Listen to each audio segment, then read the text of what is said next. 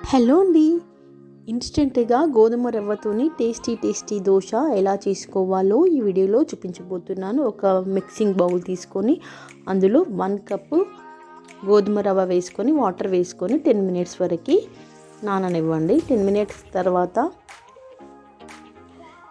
ఈ గోధుమ రవ్వని మిక్సర్ జార్లో వేసుకొని ఇందులోనే ఒక చిన్న టమాటాను కట్ చేసి వేసుకొని, చిన్న ఆనియన్ని కట్ చేసి వేసుకొని, 2-3 పచ్చిమిర్చి, 2 టేబుల్ స్పూన్ వరకు గోధుమ పిండి వేసుకోవాలి.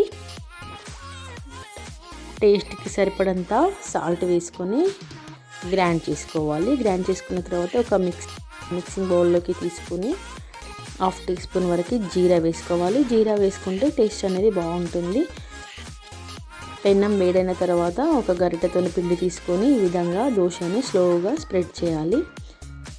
ఇది ఎప్పుడు ఇన్స్టెంట్గా చేసుకోవచ్చు అండి. అప్పటికప్పుడు 10 మినిట్స్లో చేసుకునే దోశ హెల్త్కి కూడా చాలా బాగుంటుంది. చూడండి ఎంత బాగా వచ్చిందో దోశ. ఆయిల్ లేకుండా బాగుంటుంది. మీకు ఆయిల్ వద్దనుకుంటే స్కిప్ చేయండి. ఈ విధంగా దోశలు వేసుకోవాలండి. చూడండి ఎంత బాగున్నాయో దోశలు. దోశలని మన ఇంట్లో ఉన్న ఏ కర్రీతోనైనా తినవచ్చండి. చట్నీతోనైనా తినవచ్చు. చట్నీ లేకున్నా కూడా కర్రీస్తోనైనా బాగుంటుంది. నేనైతే మా అమ్మ ఇంటి దగ్గర నుంచి నాటుకోడి పంపించింది. నేను నాటుకోడి చికెన్ కర్రీతోని తింటున్నా. టేస్ట్ అయితే అద్దిరిపోయిందండి. ఒకసారి ఈ కాంబినేషన్లో మీరు ట్రై చేయండి. చికెన్ విత్ దోశ అనేది చాలా అంటే చాలా టేస్ట్ ఉంది.